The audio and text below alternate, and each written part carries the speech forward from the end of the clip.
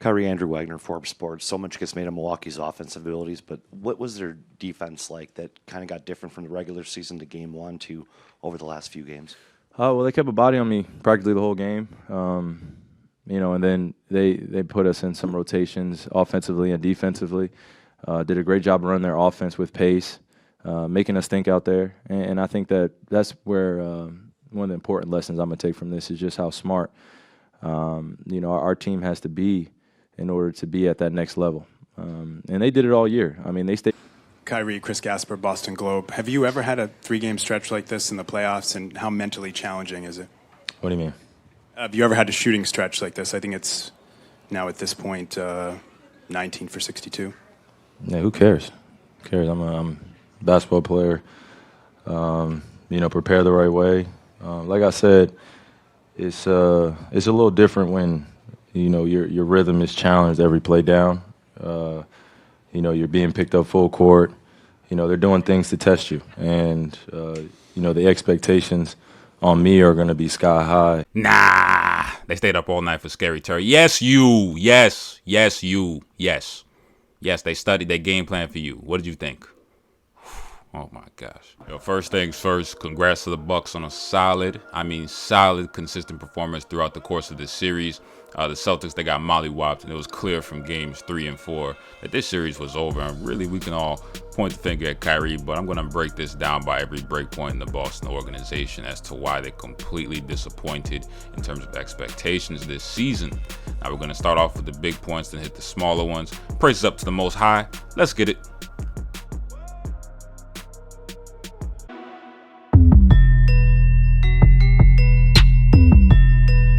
So to start with, everybody knows right now that KYRIE is most likely packing his bags, and if anything, the rest of Boston is helping him do it as we speak. Speaking of help, if you guys want to help yours truly out, then make sure to definitely check out my Patreon. I'll link it down below, and check it out for instructions on how, when you pledge, you'll have the ability to win a Giannis jersey in a raffle. Moving on, we have to address the biggest elephant in the room, Kyrie Irving. Let's remember how his time in Boston started. Now, when he left Cleveland, he left a situation where he could play with a player in LeBron James who facilitated the offense and allowed him to do what he does best, which is to assassinate with little double-team coverage. Teams would usually not, but if they ever dared to double LeBron, LBJ would find an open teammate, and Kyrie would usually deal with a lot of lifted pressure to perform as a guard. Not only was the mantle of leadership not on him mentally, but nor was the burden physically. It is a grueling task to lead a team throughout the offseason, preseason, regular season, and playoffs year in and year out, especially one with championship aspirations. Now, when he arrived, this was already a squad that had been to the Eastern Conference Finals with Isaiah Thomas that had a hip injury that kept him out of 2.5 games of the conference finals against the Cavaliers. Now, when Kyrie arrived, they were a squad that had deep playoff experience, as well as an all-star caliber player in Al Horford, a good young wing player in Jaylen Brown, who had already seen the playoffs, Marcus Smart as a great defensive six-man who can run an offense in spots and is the heart of that team's defense, and a young, speedy guard in Terry Rozier who could give them punches in spurts. Brad Stevens was a coach who was known for being able to get the most out of his players, and the team just acquired Jason Tatum, a young wing stud out of Duke, through the draft, as well as signing Gordon Hayward, who was an all-star himself the year before, leading Utah to the playoffs where they defeated the Clippers in 7. Boston's president of basketball operations, Danny Ainge, is a guy known for not being afraid to make moves, hence the name Trader Danny, and will be ready to pull the trigger on any deal that Kyrie would have approached him with, as long as Kyrie re-signed with Boston. Yeah, this is a problem we're going to address later on. Just wait, we'll get there. So it's the 2017-2018 season, and Boston has Kyrie, and Kyrie plays the point guard role exceptionally, with them on pace to win 60 wins, and Kyrie is in the conversation for MVP. Tatum is emerging as an extremely efficient player. Horford is doing his thing. Rozier and Smart are balling off the bench, and Jaylen Brown is making highlights and expanding his game. The team looked really great, ranking number 1 in defensive rating. They made huge comeback after huge comeback and showed a lot of resilience mentally. Being out from March, on April 5th, 2018, Kyrie had knee surgery to remove 2 screws from his knee from the patellar fracture that he suffered in the 2015 finals. Now, Boston was forced to grow up really quickly, with Jaylen Brown and Jason Tatum, along with Rozier, stepping up to the plate to pick up the slack. In the first round, Al Horford and Jaylen Brown were the team's leading scorers, and they took down a tough but misguided Bucks team that lost in 7. The Celtics moved on to defeat the 76ers in 5 before facing a formidable foe in LeBron James' Cavaliers. While many may laugh, that Cavaliers squad had some different pieces, yes, but most of the championship core was still there. And Boston pushed them to 7 games with Jaylen Brown as their leading scorer. And we all knew they would come back in 1 year, and this team would be able to compete with any team in the league. Now, Tatum had emerged as a legitimate all-star level talent. Jaylen Brown looked like a two-way stud, and Terry Rozier looked like a starting point guard outside of the latter half of the Cavs series. Now, we figured that if they had KYRIE in place of Scary Terry, Boston would be sure to be back in the conference finals, at least challenging to make a finals appearance. Yet here we are, the Celtics eliminated in 5 by a team that they had beaten the year before in 7 that made no big-name free agent acquisitions outside of the head coach position. And both Kyrie Irving and Gordon Hayward looked like the Monstars stripped their powers or something, man. It was crazy. To analyze Kyrie's shortcomings, we'll first have to look at the Celtics' production when he's off the floor this year versus when he's on. I personally don't like using this stat because some people use it blindly, but let's use it in context. Accurate to the date of March 1st, Boston went 0-6 with Kyrie and went 6-0 without him while playing better in every major category visible. Now, whether you want to say difference in schedule or what, I saw some of these games. For a team as stacked as they are, they should play well once an all-star point guard is there to spark the offense, but that wasn't the case. And we could see plain and clear in the series versus the Bucks. In Game 1, Kyrie did a great impersonation of a great point guard, making smart reads on pick and pops and striking one open and getting his teammates involved. But once the series started getting tight, we saw Kyrie and the Celtics look the same way they have all year, separated. Now, the Celtics were not playing with championship swag. Basically what that is, man, that's what I call it when you just see a team moving the ball effortlessly and is basically playing team defense with excellent communication to the point where getting out on the break and moving the ball just has the whole team trying to get in on the action. Here's the issue with Boston primarily. Kyrie's return meant that bottom feeders and pipsqueaks in Boston's hierarchy in Jaylen Brown, Jason Tatum, Rozier were relegated to certain roles once he came back, and none of them saw the individual jump that they wanted due to the return of Irving. Each of them weren't established and hadn't tasted playoff success that they had during the 2017-2018 season. Before that, they were basically, before that, this is why they were good soldiers, because they hadn't had that taste yet. This is why they could be good soldiers while Kyrie was in his first year. That, along with Kyrie being in the midst of a massive free agent talks, leads to the pressure being put on Kyrie to perform to the highest degree, and he did not.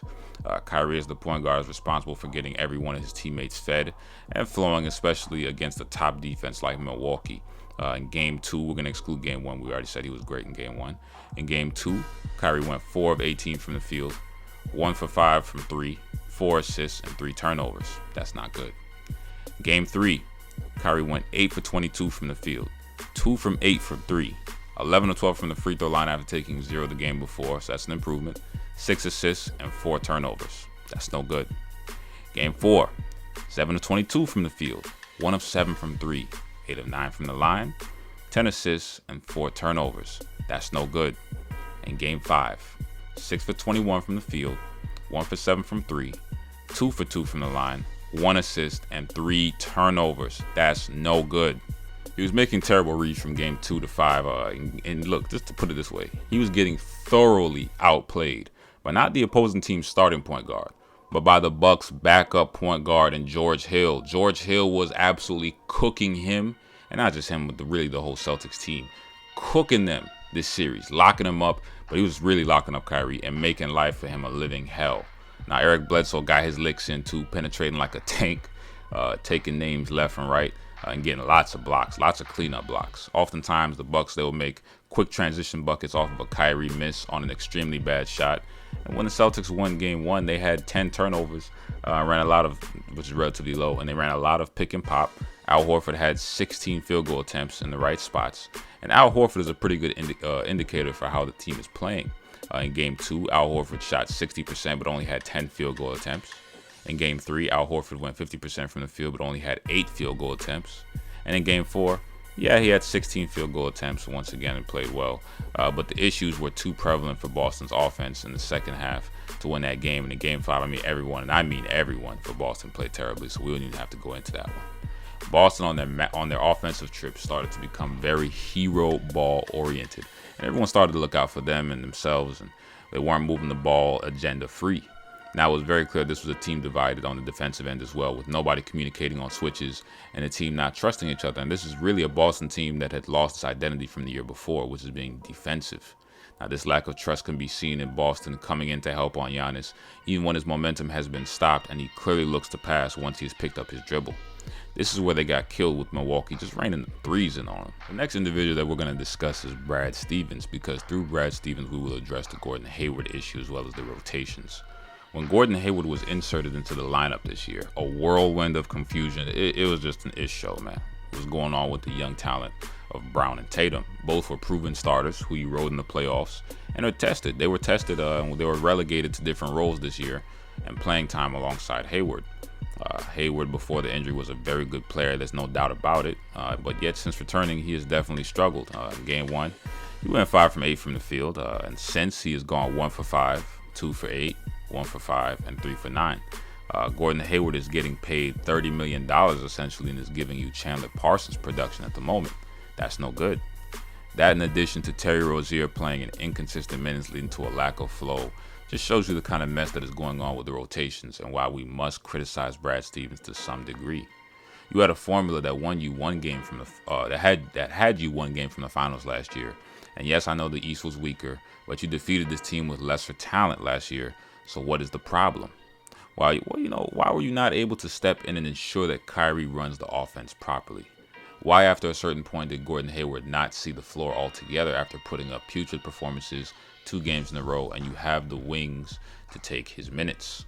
Now, this, along with the lack of utilization of Marcus Morris, Al Horford, and Aaron Baines, who all, along with help from Brown, limited Giannis to about 52% for the series, which is low for him considering what he usually does, which is in the high 50s to 60s.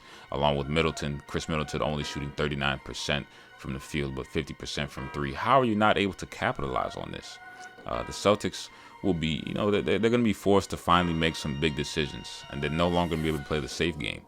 They've been in this rebuild/contending mode for the last 3 years, and it's time to make decisions. If I'm the Celtics, this is what we have to say. Do we need Gordon Hayward? Do we need Kyrie Irving? Can Brad Stevens handle star talent? Brad Stevens at this moment has an all-time record of being sub 500 in the playoffs with 27 wins and 29 losses. Now, he has great ability to take lesser talent and raise it up, but can he take great talent and raise it or make use of it on the biggest stage?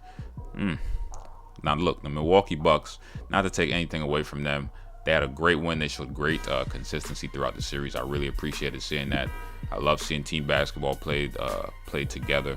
But this was a troubled basketball team in the Boston Celtics, and we saw the manifestations of that this series come to a boiling point. So where do the Celtics go from here? Well, they could re-sign KYRIE, trade Tatum or Brown, along with Hayward to get Anthony Davis and hope that he stays and they make another run.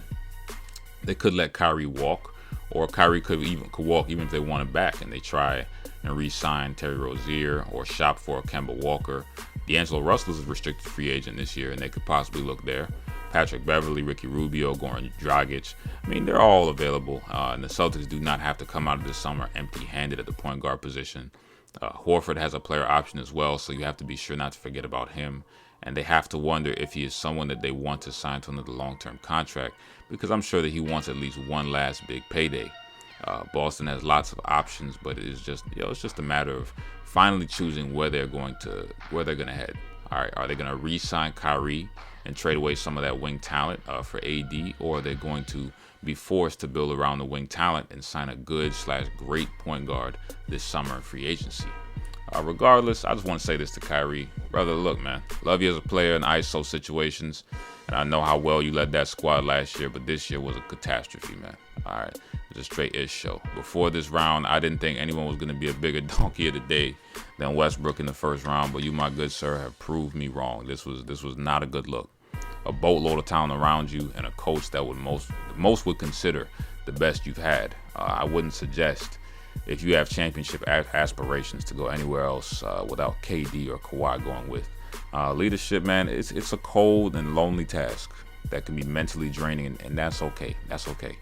Not everyone is a lead player. Just go back to being an assassin, which is in your player DNA, and you will find success once again.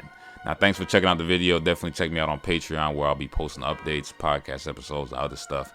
Every bit helps as I try and invest more into the channel and get it more professional.